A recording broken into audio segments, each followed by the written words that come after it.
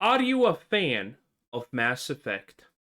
Do you think that BioWare still has that dog in them after Dragon Age the Veilguard? Did you enjoy Mass Effect Andromeda? Exodus is literally all that but worse, 100 times worse. When Exodus first appeared, I was slightly optimistic about it. The concept looked interesting and fun and whatnot.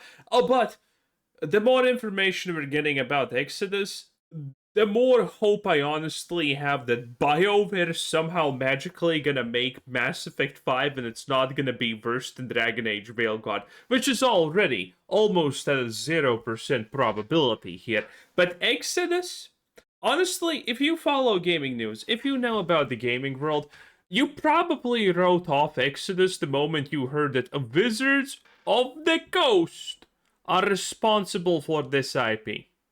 Yes, they own the studio. And Wizards of the Coast are ridiculously woke as a company. They literally made Aragorn black. Yes. It gets insane. So that alone probably ruins Exodus, but everything we have seen so far looks, man, it just looks so goddamn woke, honestly. It's pretty painful. And today, more information, so let's go. Since choice consequence has probably been the biggest topic of focus for all of the Q&As, let's start on this topic. Choices made throughout the game will have an impact on the story through loved ones you leave back home, your home world and civilization in general, companions of course, and Archetype even said that there's going to Case in point, I believe, is literally made right here. Ouch, Jesus. be some crazy outcomes with companions, and also a big impact on the ending of the game.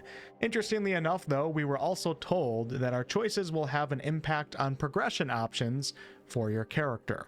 So the core of Exodus revolves around the concept of time dilation and how decisions around time dilation will have consequences that span over the course of years, decades, and even centuries in the game. The ending of the game, which is likely where the centuries part comes in, is something that Archetype says that they've put a lot of work into. Now, if you're wondering, by the way, what is this absolute hellscape of a DEI look, then this is the meme 20 years ago of what scientists thought that people are gonna look like by 2030.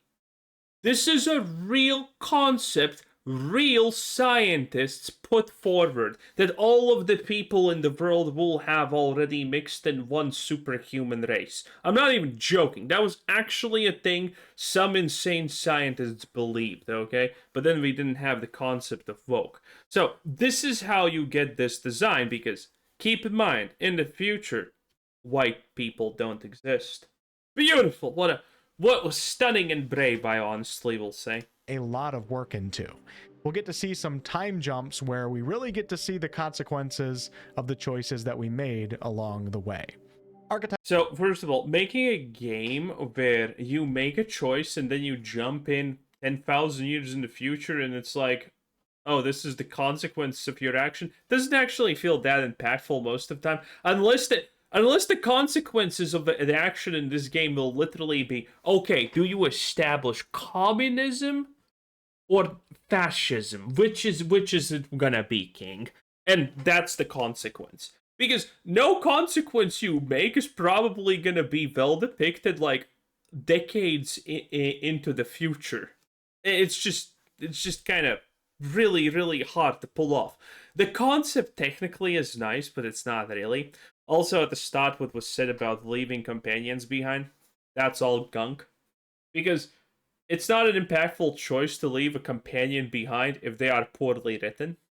If you played Avowed, you probably wanted to leave every companion behind, but you were not allowed to. So, impact like that only matters if your writing is good. And considering this writing is going to be, by definition, limited by the typical woke factors of you cannot talk about certain subjects, you cannot bring up certain things, you can not be negative about more things and stuff like that. Considering how limited the scope of the dialogue options and how generic so nothing is offensive that this game is gonna be at the end of the day. Caring about companions is gonna be really hard. We're gonna probably have the typical modern day situation of people being ecstatic about the opportunity to actually like kill off a companion that the developers intended for you to like, because when you can't speak about something, you can't actually give like motivations to people, because they all have to be generic good template 1 or generic good template 2, which is no different from template 1, honestly.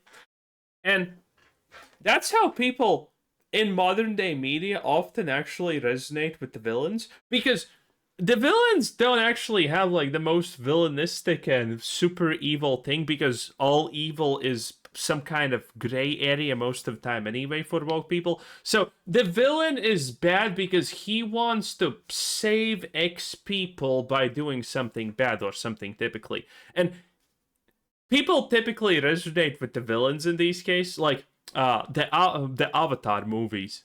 Like, the humans are the good guys.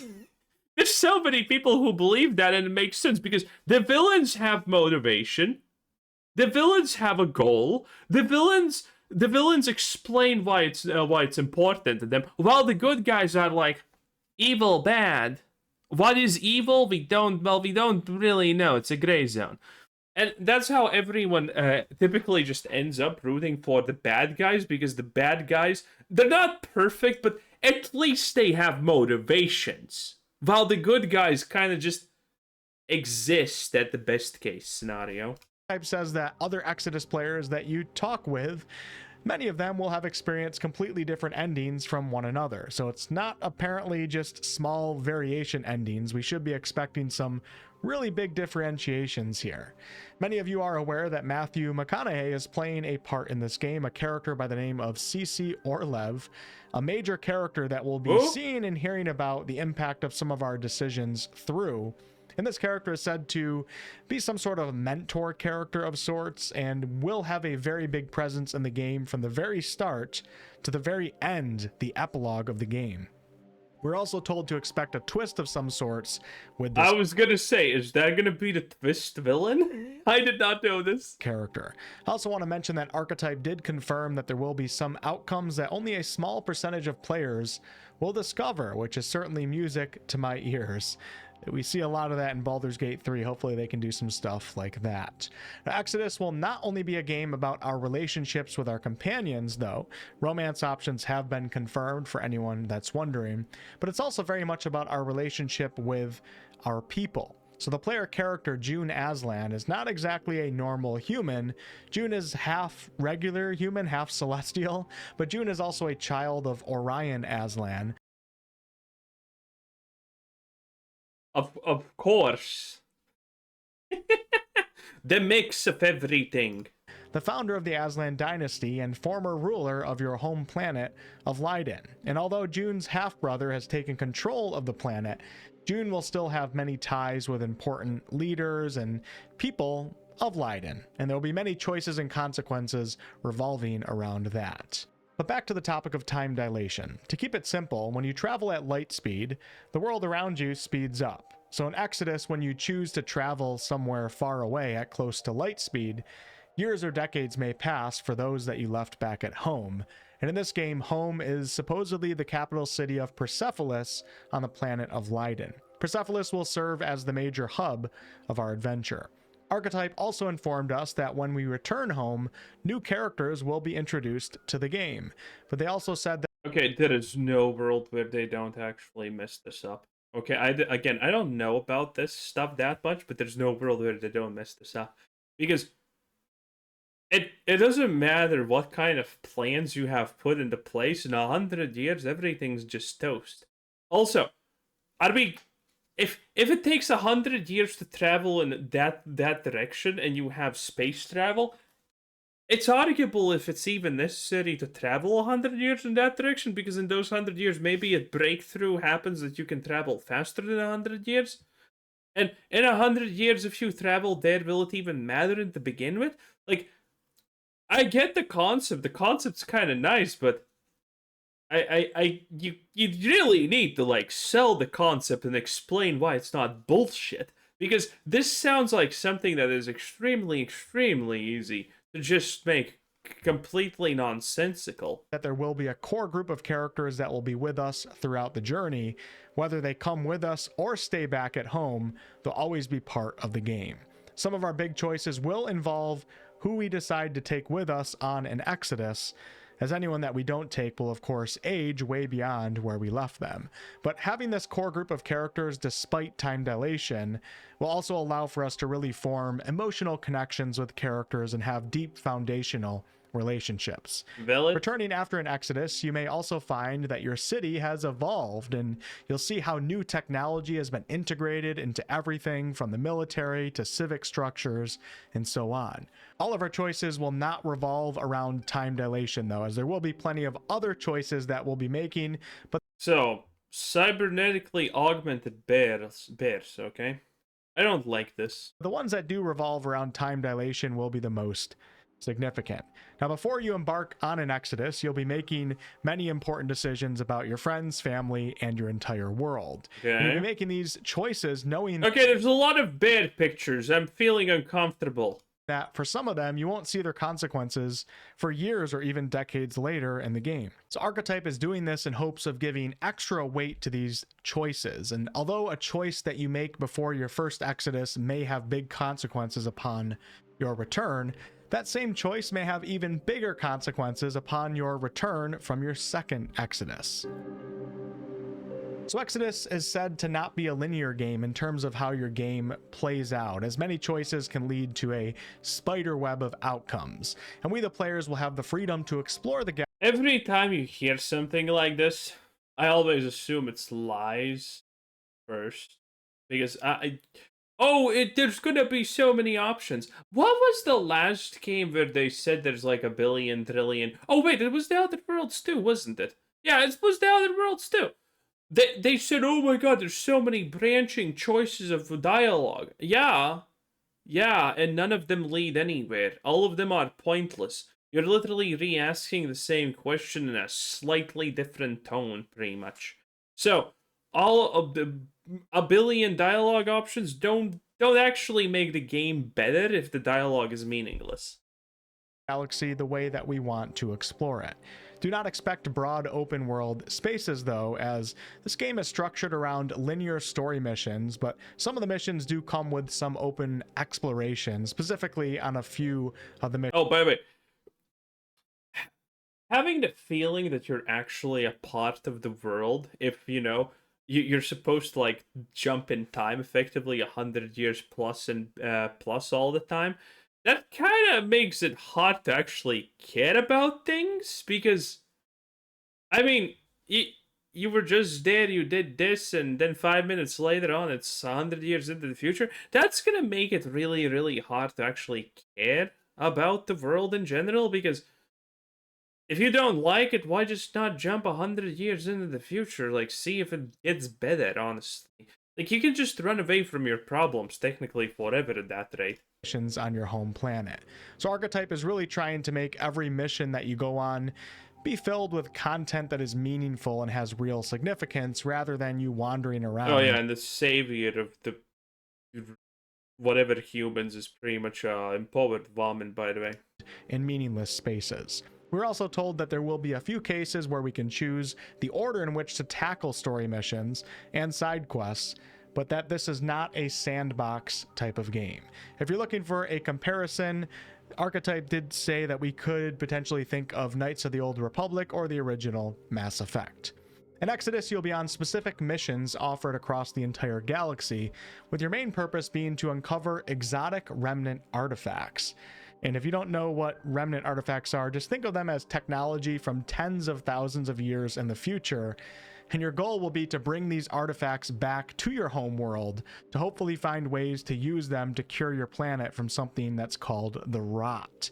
And if the rot is left to its own doing, it will basically make your planet unlivable as it slowly destroys Oh yeah, that sounds like a very, very woke solution, okay? Everyone needs to, like, become one or some shit, and then the rot's not gonna do anything. Destroys the important technology keeping the planet of Leiden habitable, among other not so good things that it does as well. We will have choices revolving around what to do with these remnant artifacts that we find, and some of these choices are said to be really, really complicated, with companions emotionally weighing in.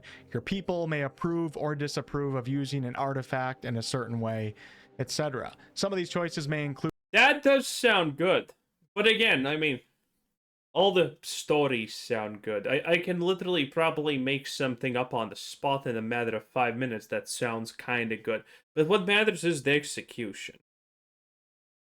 options such as using an artifact to curate weapons to fight against celestials, using an artifact a bit more selfishly for yourself perhaps, or using an artifact to expand the scientific discovery of your people.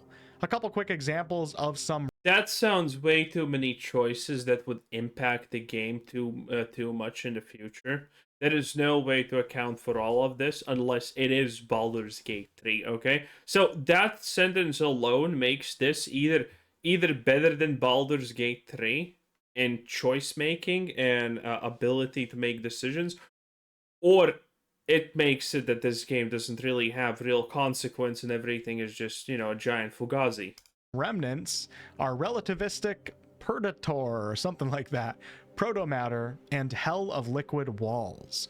I'll do an entire video soon on remnants that we actually already know of from the Exodus novel and encyclopedia.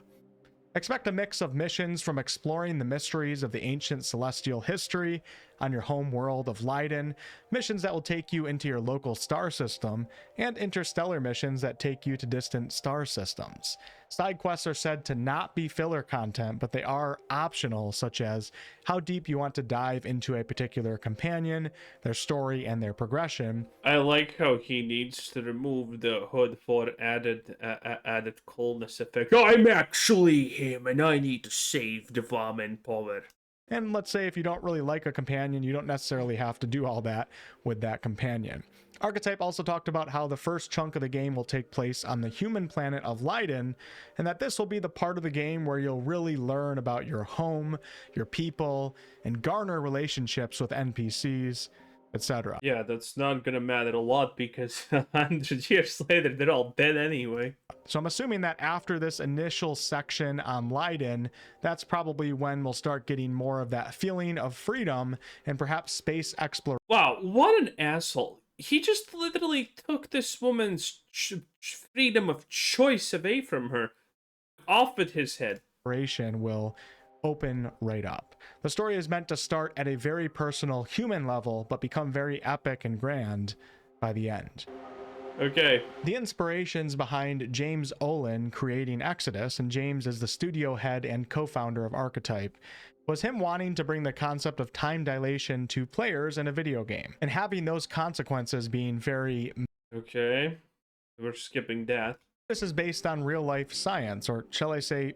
Yes, the fact that the closer you move to the speed of light, the more time around you speeds up. Yeah, blah, blah, blah. That's called the dilation. Is that the point? Believable science. Peter F. Hamilton and even Adrian Tchaikovsky, two well-known sci-fi authors, and Adrian actually also does fantasy, are both involved in helping with the world building of Exodus. Pretty much everything in the universe of Exodus has some sort of scientific explanation behind how it works, even if it appears to be almost magic-like to a regular human. One way to think... Okay, that's good. That's good. If you make... Okay, this is actually good. If you're gonna make a game and you want me to care about it, I should probably care either about the characters or the world itself. Best case scenario, both. Think of this as take a man from the 1300s and set him in front of a modern day computer. Although I should point out that the humans in Exodus are very technologically advanced compared to where we are today in 2025. But the Celestials are just on a whole different level here. 40,000 years plus of advancement over regular humans type of level. Now, since I mentioned Peter F. Hamilton, he not only wrote the first ever Exodus novel, The Archimedes Engine, which is a great book, I should say, as well as Exodus to Helium Sea, which comes out next year, but Peter also helped write the encyclopedia, and Archetype even said that they continued to email him all the time regarding the game itself and solving certain problems with the writing and lore. So Peter is a very big part of everything Exodus. Interestingly enough, the universe of Exodus is also based on a real globular cluster in the constellation of Centaurus, and it's called the Omega Centauri. And this is an ancient and very unusual cluster, and it's also the largest known globular cluster in the Milky Way galaxy. This makes it the perfect fit for the Exodus universe to get creative while still maintaining some sense of relatability in a way and also realism. Companions will of course be a huge part of relatability. Oh, it's a part of the galaxy I live in. That's a little bit of a stretch for relatability. The Exodus experience, and so far only Tom Vargas and Elise have been officially revealed, but there appears to be at least 3 more, 2 of which we already have a decent idea as to who they may be and what type of creatures that they are. This one right here is very much appearing to be an awakened octopus, as it is confirmed that we'll have 1 awakened animal companion, but do note that there will be plenty more awakened that we'll be interacting with in the game. And this companion right here appears... Wait. So in the future, humans decided, you know what we're gonna do? We're gonna create competition, so we're gonna make animals as smart as us and see what happens. That sounds great. to be Emrys, a Deva Celestial, which the player character will be a fully voiced protagonist that can be played as male or female. Someone did ask a while ago if players will be able to play as a non-human character in this game, and the answer at that time was a bit cryptic, but we would eventually learn that June is the child of a human father and a celestial mother. So June is human, but also kind of half human, half celestial, if you will. So June will possess some unique, non-normal human traits from his mother. Very not woke. Such as having neural induction pads on his hand, which will allow June to interact with celestial technology, as well as communicate with awakened animals and changelings. As far as character creation options, despite being forced to play as either male or female June, we were told that we will still have some options, but they have yet to reveal what those options are. As far as June's personality, think more on the lines of Wait. I want to Google this. Exodus player character. I want to see if we can actually find how it looks. Oh, we see I think that's the male version. It's hard to tell which one is which, because there's the fake one. I actually don't know which one is the fake one. It's hard to tell. Well, I want to see what the, female and male character look like. Because is this gonna be a Vampire the Masquerade Bloodlines 2 situation? I mean... maybe? It's a fact rather than a character with a completely empty slate of a personality, such as in Dragon Age or Dragon Age Origins. LOL. June will have some sort of established personality that's written by the devs, but at the same time, you have plenty of control and RP over decisions. Yeah, you're gonna get to establish your trans identity. And in some ways how June comes across.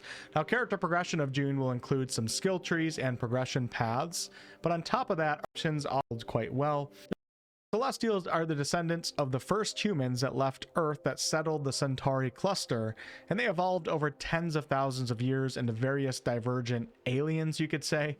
And someone asked what led to the war between the humans and the Celestials, as sometimes... Oh, it leads to the spot. Listen, guys. This has been my theory on a great filter for such a long time. Does interstellar travel just automatically wipe any civilization off the map? Because think about it, it's like, we can't get along on being on this rock. You think we're gonna get along when there's people on Mars or the moon? Like, we're gonna become enemies. Best case scenario, like a generation swap in, because it's gonna be over. Because obviously everyone's going to be pissed at each other.